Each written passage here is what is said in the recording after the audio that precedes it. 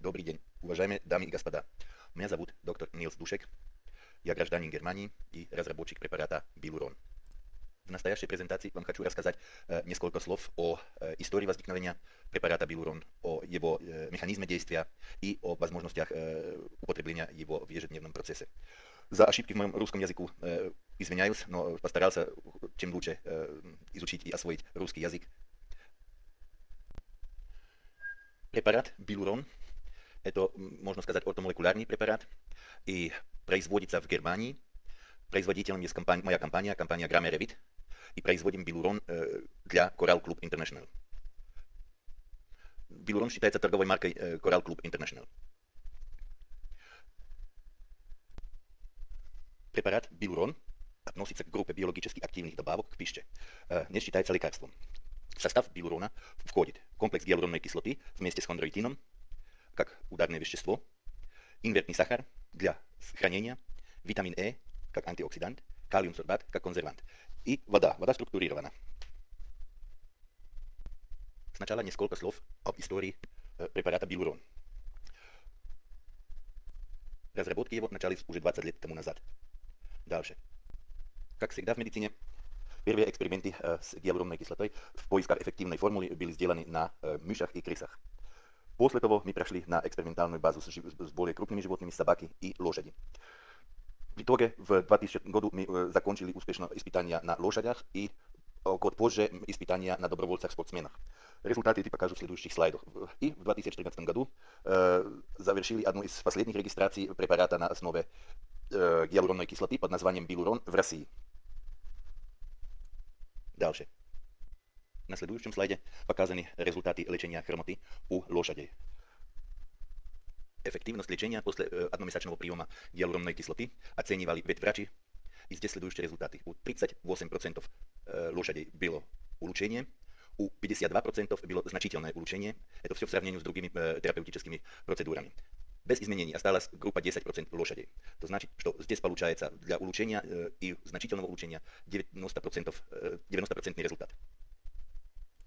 Ухудшение хромоты не показано ни у одной лошади. Дальше. Похожие результаты мы получили и у людей, как видно в слайде номер 8. У спортсменов это был хоккей и маратон, где у 35% больных было улучшение и 65% значительное улучшение. Ухудшение или без влияния не было у группы людей. Мы поэтому спрашивали, почему эти 10% было у лошадей, и обнаружили при последующей проверке материалов, что там был значительный эффект ошибочной диагностики. Дальше. Теперь несколько слов к компонентам, из которых состоит Билурон. Дальше. Основным компонентом Билурона является гиалуронная кислота. Гиалуронная кислота – это, что касается химической структуры, соединение огромного количества полисахаридных единиц, которые имеют большую молекулярную массу. Эта большая молекулярная масса – это одна из причин, почему очень тяжело всасываются химические составы с похожей структурой. Гиалуронная кислота имеет одну из главных функций в организме – это привязка воды. В том же самом плане и привязывает воду и делает основный компонент синовиальной жидкости. Но как единственный компонент билурона имеет гиалуронная кислота, в отличие к хондроитину и остальным, и регуляторные свойства, потому что сможет привязываться на собственный рецептор и регулировать рост и размножение хондроцитов. Дальше.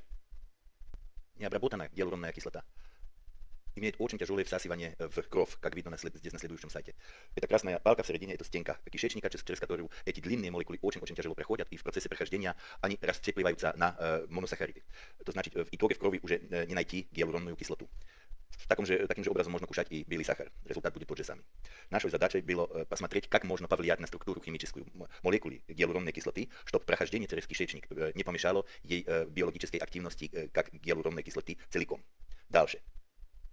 Как я сначала уже сказал, результатом выше 270 экспериментов было обнаружение определенной оптимальной молекулярной структуры гиалуронной кислоты, которая позволяет проходить через кишечник целиком в цепах различной длины, которые в состоянии после прохождения опять соединиться в готовую длинную гиалуронную кислоту. Говорим о так называемом процессе ресинтеза. Вот эта гиалуронная кислота, которая таким образом изменена и проходит через кишечник, она находится в препарате Билурон. Дальше. Следующим компонентом это хондроитин-сульфат. Хондроитин-сульфат является очень важным структурным компонентом хрящи и хрящевого матрикса.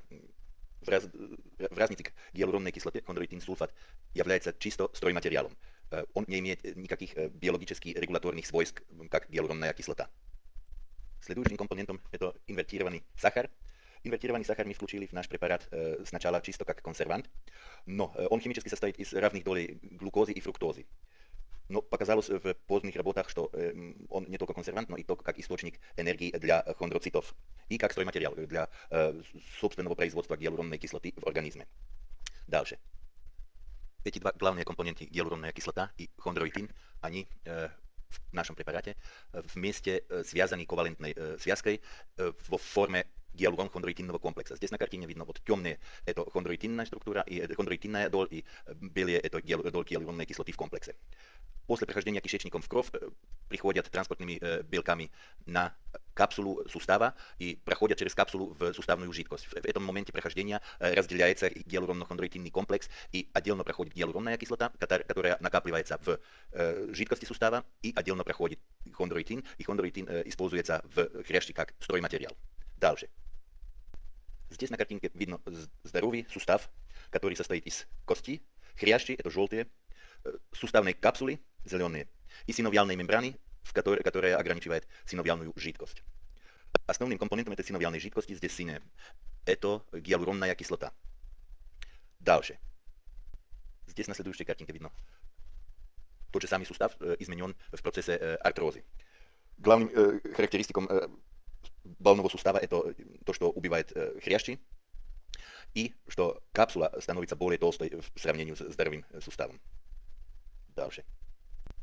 В процессе наших разработок мы хотели объяснить для себя механизм действия гиалуронно-хондроитинового комплекса, который находится в препарате Билурон. Поэтому мы взяли гиалурон-хондроитинный комплекс и маркировали его радиоактивным маркером и смотрели его разделение в организме. Оказалось, что уже в лимфу после приема проходит через 15 минут и до 2 дней может состоять в лимфе, пока он не проходит в синовиальную жидкость. Это прохождение в синовиальную жидкость начинается 24 часов после приема. В синовиальной жидкости он связывается с рецепторами клеток хряща, хондроцитов, и стимулирует таким образом выработку собственной эндогенной гиалуронной кислоты. Это покажем на следующих слайдах. Дальше. Что творится в суставах в процессе артрозы в течение приема билурона? До приема гиалуронно-хондроитинного комплекса находятся в суставах разрушенные хрящевые клетки, вот желтенькие, и в жидкости, суставной жидкости синовиальной находится гиалуронная кислота, но она частично изменена из-за процесса воспаления, который в суставе произошел. То значит, гиалуронной кислоты здесь минимум, поскольку здесь минимум гиалуронной кислоты, она не способна привязываться на рецепторы хрящевых клеток и так регулировать их действие. Рецепторы это те стрелки, которые видно из желтых клеток. Дальше. С момента первичного приема билурона начинается в организме процесс насыщения гиалуронной кислотой. То значит, мы приводим из наружья гиалуронную кислоту, которая накапливается в синовиальной жидкости. Тем же образом в синовиальной жидкости уже два варианта гиалуронной кислоты. Первоначальная, которая была изменена воспалительным процессом, и здесь видно желтенькая, которая в препарате билурон. Таким образом повышается концентрация гиалуронной кислоты, и при определенной концентрации начинает привязка гиалуронной кислоты на собственный рецептор. Этот рецептор это специфический для гиалуронной кислоты, который на поверхности хондроцитов, и он после привязывания гиалуронной кислоты активизируется. Это значит, что красным цветом здесь показано. Активированный рецептор позволяет клеткам размножение, пролиферацию и выращивание новых клеток в хрящи. В том же часе идет и во время приема идет и повышение концентрации хондроитина, который накапливается в жидкости, но он пока еще без определенных свойств, потому что хрящевые клетки они не могут его перерабатывать и внести в матрикс, поскольку они не активированы. Только после активации гиалуронной кислотой смогут хрящевые клетки перерабатывать хондроитин в виде стройматериала, чтобы сделать новые слои хрящи. Дальше. Здесь видно состояние сустава после приема билурона, после 30-дневного приема. Характеристически есть, что там произошла, благодаря активации рецепторов CD44, произошла пролиферация хондроцитов, то есть размножение хондроцитных клеток. Эти нормализируют свой метаболизм и способны уже сами вырабатывать гиалуронную кислоту, так как в здоровом суставе. То значит, теперь уже появляются у нас 3 вида гиалуронной кислоты. Первоначальная гиалуронная кислота, которая при воспалении уже была в суставе, после того экзогенная желтая, которая в препарате билурон, и как результат оздоровления появляется третья форма, эндогенная гиалуронная кислота, которую выпускает организм себе сам. Дальше. На следующем слайде показана постепенная возможность восстановления сустава после регулярного приема билурон. Вплоть до того, что заканчиваются воспалительные процессы, и обновленная синовиальная жидкость позволяет суставам без огромной боли движения. На следующих двух слайдах более схематически показан еще раз процесс восстановления хрящевых клеток после приема билурон. Дальше. На слайде номер 25 видно, как меняется динамика и содержание гиалуронной кислоты в жидкости суставов во время и после приема билурон. На первой неделе, когда начинается процесс приема гиалуронно-хондроитинного комплекса, вначале находим в суставной жидкости только воспалительную гиалуронную кислоту. Постепенно с ежедневным приемом билурон накапливается экзогенная гиалуронная кислота, здесь красный цвет. Этот процесс накапливания идет до конца приема на 30-й день. В определенный момент есть накапливанное уже такое количество гиалуронной кислоты, которое позволяет привязку на рецептор CD44, это где-то в пределах третьей недели приема. И с того момента начинает организм сам выделять еще эндогенную гиалуронную кислоту. Интересно, что в четвертой неделе, когда процесс приема уже закончен, растет эндогенная продукция гиалуронной кислоты, и так же самое на пятой, шестой, седьмой неделе до достижения биологического определенного максима. И без последующего приема билурон. Дальше. Теперь несколько слов о принимании билурона в процессе влияния и ухаживания за суставами. На следующем слайде номер 27 показан зависимость выработки гиалуронной кислоты от возраста. Однозначно показано, что до 20 лет организм способен вырабатывать себе гиалуронную кислоту в полном объеме. И после 20 выработка производительность гиалуронной кислоты падает, и 60-летний имеет уже только лишь 10% выработки гиалуронной кислоты, которая ему нуждается.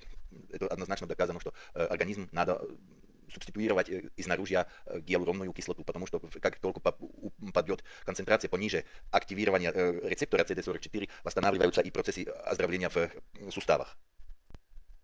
Билурон предназначен не только для больных, но и для здоровых людей. В первой очереди это мы в течение последних 10 лет накопили ведомство, где можно применять гиалуронно-хондроитинный комплекс. Это у детей, здоровых детей в фазе роста, у спортсменов, когда у них идет или перегрузка, или профилактически до нагрузок и соревнований. И у пожилых людей возрастный износ произошел, можно восстанавливать опять назад хрящ с помощью билурона. И классические применения это артроз и патология межпозвоночных дисков. И в последних летах мы сделали большой эксперимент в Вьетнаме, где нам удалось доказать, что с помощью билурона можно в комплексной терапии очень хорошо влиять на подагру. Суммарно можно сказать насчет билурона, что он свое действие полностью направляет на первую причину артроза, то значит восстанавливает хрящ. Поскольку он ортомолекулярный препарат, есть полностью без побочных эффектов, и можно его подавать и принимать пациентам, которые получают разные лекарственные средства. Пациент должен знать, что здесь идет процесс накопления в суставах гиалуронной кислоты, и этот процесс длится не меньше 2-3 недель. После этого времени уже начинают чувствовать первые улучшения. Курс повторяется 2-3 раза в год, и очень важно, надо промешивать, во время приема размешать, потому что там идет осадок. Этот осадок, он за счет витамина Э. И важный и один момент, который здесь на слайде не показан, что терапевтический процесс 2 бутылок надо обязательно закончить. То значит, если уже по первой бутылке такое улучшение, обязательно надо взять и вторую бутылку. Весь 30-дневный процесс надо закончить. Если сравнить наш билурон с другими хондропротективными препаратами, за счет того, что у нас находится комбинация и гиалуронной кислоты вместе с стройматериалом, то значит с хондроитином, имеем несколько преимуществ, которые в остальных препаратах не находятся. Самым главным преимуществом есть, что мы не только регулируем через рецептор CD44 пролиферацию хрящевых клеток, но и сразу же дадим им стройматериал хондроитин, чтобы восстановить хрящ в суставах.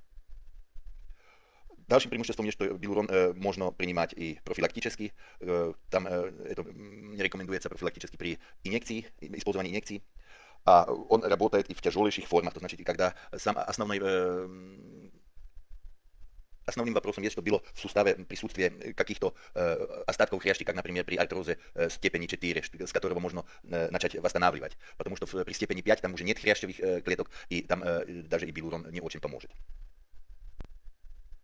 Билурон разработан и производим в Германии, поставляем его в 35 стран мира и под названием билурон теперь и в Россию. В следующем показано несколько фотографий с производства современное, где гиалуроновая кислота вырабатывана в биоферментерах, и производственные мощности позволяют делать ежедневно несколько тысяч бутылок билурона.